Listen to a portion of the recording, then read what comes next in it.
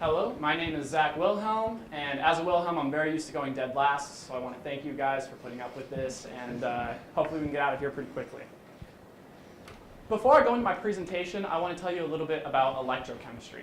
Electrochemistry has three main components. You have a working electrode, or your primary electrode, your counter electrode, and then your reference electrode. So as you can see in the picture there, you have your working electrode that applies a voltage or a potential into your liquid or substrate.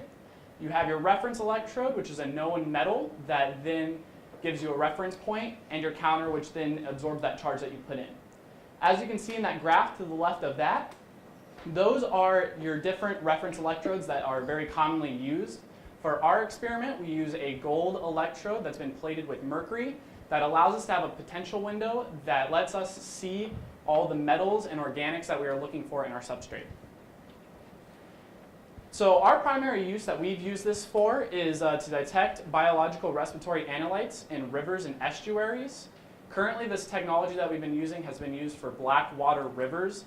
It allows us to detect iron and other sediments in it. This can be used in sediment columns and in situ, which just means that it can be actually used in the field. And this overall will help us understand the pathways and rates of organic carbon degradation and better understand carbon cycling. Because right now we are digging carbon up for oil purposes, and we put that into our atmosphere that enters it into this cycle, and there's not really a good way to get it out that we know of other than burying it back down into that sediment. Our current technique that we use is a single disc electrode. It's a gold wire. It has a 100 micron diameter. That's roughly the size of a single hair. It's encapsulated in a glass tube and then is polished down and sanded perfectly so it forms a perfect disc. This disc is then placed roughly 2 centimeters above our sediment core, which is depicted in that picture to the left. That sits about 2 centimeters above it, above the sediment interface, which is where the water and the sediment meet. And we take about 4 or 5 readings using different types of volumetric scans, or sorry, tammerometric scans. And the problem with this is that we have to take those scans, we have to then lower the electrode about 1 millimeter, and we have to keep doing that process. And this process can take hours. When I did my sediment core personally, it took roughly 8 hours to do the entire sample. As we get closer to the interface, we keep lowering how quick or how often we take the measurements.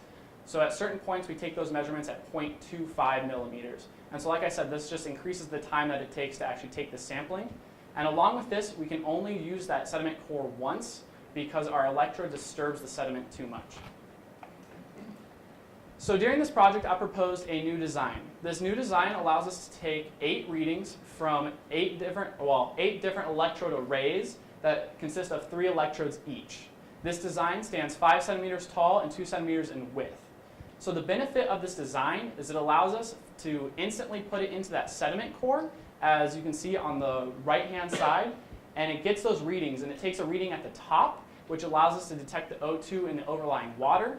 And then it really focuses those readings right at that sediment interface, which is what we are most interested in. As you can see in the middle, our design keeps that 100 micron electrode design that we've currently been using because that's what all our data is with. But this can be easily modified or changed to use smaller electrodes if we prove that those are better or more efficient for the process that we're looking for. As we can see, this is a 3-layer design. So the first layer, that blue portion, is glass. The middle layer is gold. And that top layer is some sort of photoresist. We're looking at SU8 currently, but there might be better techniques out there. The benefits of that design allow for it to be made not by humans. So that it takes out a lot of the human error that can be found already in our process. So when I was making the electrodes myself, I messed up multiple times. It took quite a few days to get them working, and then even after that, I polished them for hours, and they still didn't work a lot of the time. So this causes a major problem. So if we can take away the human interaction with these electrodes and make it a fully automated process, it makes it a lot better. One of the techniques that we're using to do that is called a lift-off technique and microfabrication. So in this process, I have designed 2 photomasks. These 2 photomasks will then help us make this design using labs off campus. It's a 4-step process using the first mask. So the first mask is the one on the left with the gold bars. So just a brief summary of how that works is first you have your gold wafer, or glass wafer, sorry. That glass wafer is then covered in a photoresist. That photoresist is either going to be positive or negative. A positive photoresist, when exposed to UV light, it hardens and it stays on your board, where the area is not exposed will then flake off. So from there, the blue has been hardened on here, and it's kept. So then your gold gets printed, or sorry, the blue has not hardened and is then not there. So that's exposed glass, actually. I messed up when I created this presentation. The gold is then sputtered over that, and then from there we use acetone to actually dissolve that photoresist, the underlayer, and that just leaves the gold there. One of the other tests that we did, like I mentioned previously, is we wanted to look at what size electrode worked best for what we were doing. So what I did is I created 4 different electrodes. I had a 250 micron wire, 100 micron wire, 50 microns, and 25 microns. Those, because all our tests currently have been just with 100 microns. Unfortunately, the only 2 that I could get working was the 250 micron wire and the 100 micron wire. But you can see from these results that as the scan rate increases, so does the max peak, or the potential that we are looking at. That's important because that allows us to detect lower limits, and it really can give us, it can tell us what our minimum detection limit is. As you can see, it increases proportionally as the scan rate goes up, and that happened both for the 250 micron wire and for the 100 micron wire. They both had the same results. But as you can see from these 2 graphs here, the 100 micron wire produces a lot lower maximum peak, and that's because it's a smaller electrode, so it has a smaller surface area and therefore produces less of a current.